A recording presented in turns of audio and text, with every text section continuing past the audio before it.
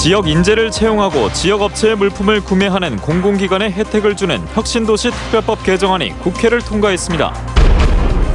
경남교육청의 다양성 학교 설립 정책에 따라 3년 전 개교한 밀양영화고와 고성음악고에 이어 거창연극고가 내년 3월 문을 엽니다. 아들이나 딸 또는 지인을 사칭해 문화상품권 등을 대신 사달라며 사기를 치는 일이 잇따르고 있습니다. 다문화 가정 학생들이 급증하고 있지만 한글을 쓰고 배우는 데 어려움을 겪고 있습니다. 지역 아동센터가 도움을 주고 있지만 전문성과 예산이 부족해 정책적인 지원이 필요한 실정입니다. 계속해서 경남 소식 진주에서 전해드립니다. 지역 인재를 채용하고 지역 업체의 물품을 구매하는 공공기관에게 혜택을 주는 혁신도시 특별법 개정안이 국회를 통과했습니다. 지역 경제에 큰 기여가 예상되는데 지자체 후속 대책도 뒤따라야 할 것으로 보입니다. 김태석 기자입니다. 한국토지주택공사 LH 직원들의 점심시간. LH는 이 구내식당에 공급되는 급식 재료의 상당량을 경남의 업체들에게서 구매하고 있습니다. 특히 진주나 김해에서 생산하는 농산물을 많이 사용합니다. 이 밖에 사무용품이나 전산장비 등의 물품은 69억 원, 사내시설 위탁 용역, 업무용 차량 수리비 등의 서비스는 112억 원어치를 지역에서 구입하고 있습니다. 올해는 작년보다 3억 6천만 원이 늘어난 180억 원어치를 구매했거나 구매할 예정입니다. 이처럼 지역 인재를 우선 채용하고 지역업체와 계약을 체결하는 공공기관을 호상 또는 우대하는 내용을 핵심으로 하는 혁신도시 특별법 개정안이 국회를 통과했습니다. 지역의 물품을 구입하는 공공기관에 대해서 저희 도가 적극적으로 보상하고 지원할 수 있는 방안도 강구를 하겠습니다. 경남혁신도시 공공기관 빅3인 LH, 한국남동발전, 중소벤처기업진흥공단의 연 매출액은 30조 원 정도. 이 가운데 연간 조달 규모인 3조 원 정도만 지역에서 공급한다 하더라도 경남 경제에 큰 보탬이 될 것으로 기대됩니다. 자유 경쟁 시장에서 상품을 더 발달시키면서 소비자들한테 더 좋은 양질의 서비스를 제공할 수 있느냐, 이게 관건인 것 같습니다. 공공기관의 협력업체들이 집중된 수도권 업체들을 이길 수 있는 혁신적인 제품과 맞춤형 서비스를 개발하는데 이제 지역의 자치단체와 기업들이 힘을 모아야 합니다.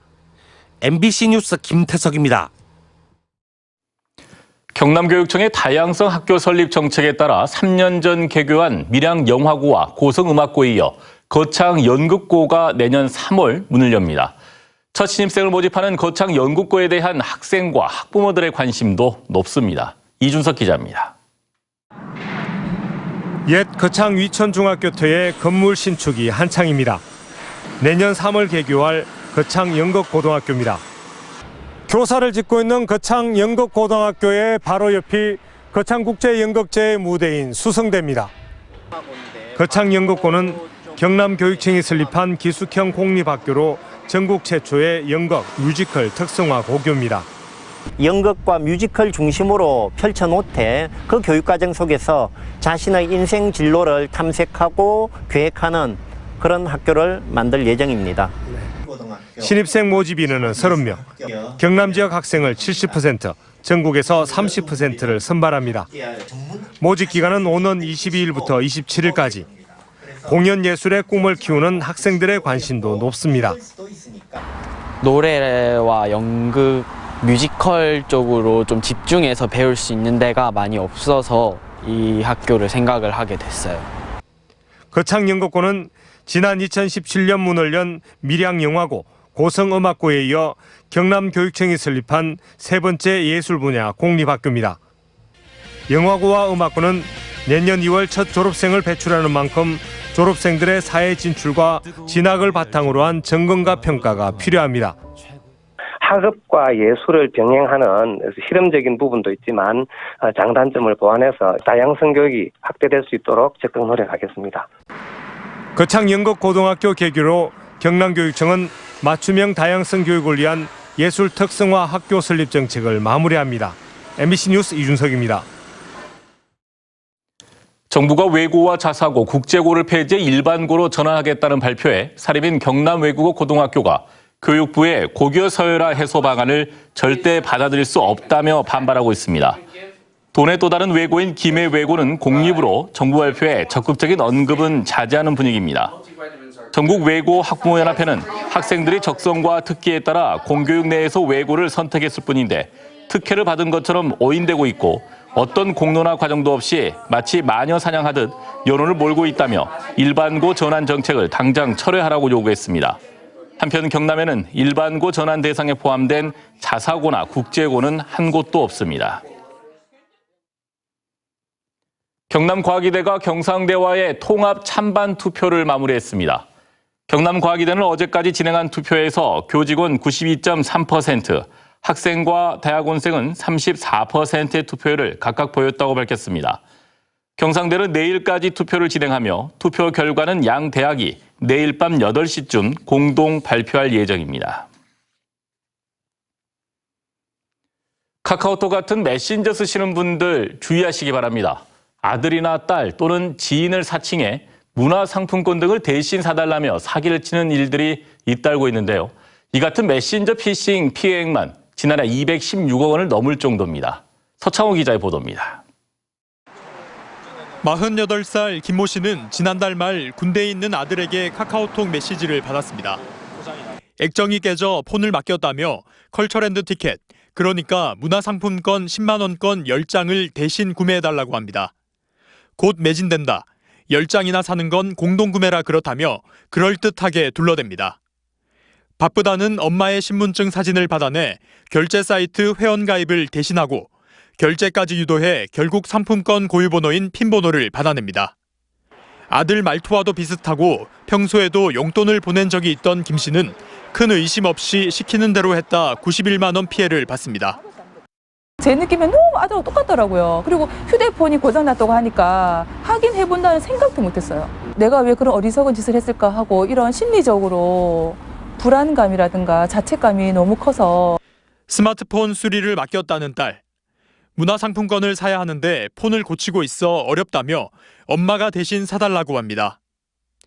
딸의 카톡 사진과 이름, 말투까지 똑같아 신분증 사진과 카드 비밀번호까지 보냈고 결국 400만 원 피해를 받습니다.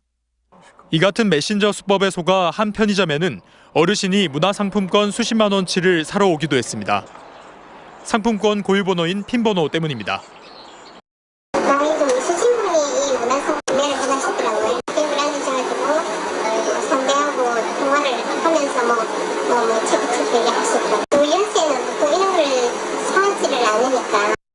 보시는 것처럼 상품권 앞쪽에 있는 이 고유번호, 즉 핀번호만 알게 되면 각종 온라인 사이트에서 현금처럼 쓸 수 있습니다. 이 같은 메신저 피싱 사기 피해액은 2년 전 58억 원에서 지난해 216억 원으로 4배 가까이 늘었습니다. 직접 전화 통화를 하거나 아니면 그 둘만의 관계에서 알 수 있는 간단한 퀴즈를 통해서 본인 여부를 확인. 경찰은 또 메신저 프로필 사진이 빨간색 지구본인 상대가 금전이나 결제를 요구한다면 해외 번호 가입자이기 때문에 사기를 의심해봐야 한다고 당부했습니다. MBC 뉴스 서창호입니다.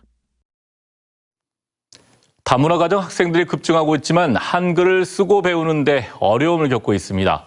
지역 아동센터가 도움을 주고 있지만 전문성과 예산이 부족해 정책적인 지원이 필요한 실정입니다. 이재경 기자가 취재했습니다. 올해 경남의 다문화 학생 수는 1,600여 명.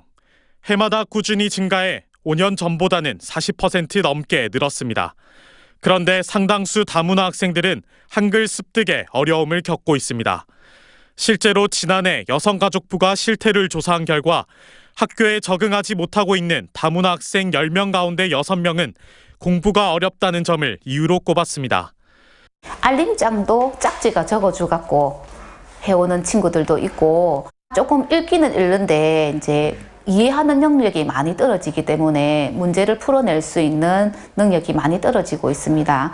그러다 보니 다문화 학생들은 방과 후에 지역 아동센터에서 한글 교육을 받고 있습니다. 하지만 지역 아동센터에는 사회복지사만 있다 보니 체계적이고 지속적인 한글 교육이 어려운 상황. 학교 밖에서도 다문화 학생들에게 한글 교육을 지원할 수 있도록 이제는 교육청이 직접 나서야 한다는 목소리가 나오고 있는 이유입니다. 지역 아동센터에 지원 예산을 편성하고 구체적인 대책 마련을 위해 다문화 학생 실태 조사가 필요하다는 겁니다. 다문화 지역 가정에 자녀들이 있는 우리 지역 아동센터에서 이제 이렇게 담당하고 있는 지자체와 교육청과 함께 협력하고 그다음 시민사회단체가 같이 협력해 나가면 경남교육청은 다문화 학생 실태 조사는 낙인 효과 등의 우려가 있어 신중해야 한다면서도 학교 밖에서도 다문화 학생들에게 한글 교육을 지원할 수 있는 방안을 지자체와 검토할 계획입니다. MBC 뉴스 이재경입니다.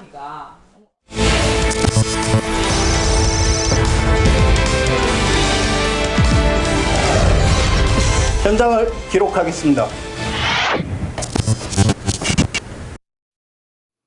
다음 소식입니다. 서울중앙지검 방위사업수사부가 이동호 고등군사법원장에게 수천만 원의 현금과 향을 제공한 혐의로 사천의 수산물 가공업체 대표이사 45살 A씨를 수사하고 있습니다. 검찰은 지난 5일 이 업체를 압수수색했으며 국방부는 수사를 받고 있는 이 법원장을 일단 직무에서 배제했으며 이 법원장과 업체 대표는 관련 혐의를 강하게 부인하고 있습니다. 진주시 유네스코 창의도시 네트워크 가입 기념식이 오늘 진주성 촉성로에서 열렸습니다. 진주시와 유네스코 관계자, 문화예술인 등 200여 명이 참석한 가운데 열린 이번 기념식은 축하 공연과 유공자 표창 등으로 진행됐으며 유네스코 한국위원회가 진주시에 창의도시 지정 현판을 전달했습니다. 진주시와 경상대, LH, 한국남동발전이 오늘 경상대 컨벤션 센터에서 2019년도 경남혁신도시 공공기관 협력기업 채용 박람회를 열고 있습니다. 이번 채용 박람회에는 40여 개 기업이 참가해 현장 면접 및 상담을 진행하고 있으며 면접 사진 촬영, 메이크업 교육 같은 부대 행사, 그리고 청년들에게 희망을 제시하기 위한 개그맨 김재욱 씨의 특별 강의를 마련했습니다. 한편 LH는 신규 정규 직원을 채용하는 협력 중소기업에 인건비 일부를 지원할 계획이라고 밝혔습니다. 2019 진주 복지 박람회가 오늘 진주 체육관에서 열렸습니다. 복지 사각지대를 줄이고 수요자 중심 복지를 실현하기 위해 진주시 지역사회보장협의회가 주관한 이번 박람회는 50여 개 홍보부스를 마련해 다양한 복지 정보를 제공했습니다. 한편 진주시는 복지 위기 가구가 도움을 받을 수 있도록 읍면동별 복지팀 전화번호를 기재한 복지 명함을 전국 최초로 제작해 시민들에게 배부했습니다. 진주시 농업인단체 협의회가 오늘 농업인 1,600여 명이 참석한 가운데 진주 종합경기장 보조경기장에서 진주시 농업인의 날 행사를 열었습니다. 이번 행사는 자랑스러운 농업인상과 농산물 수출탑 시상식과 함께 농업인들의 자긍심을 높이는 다양한 행사로 진행됐습니다.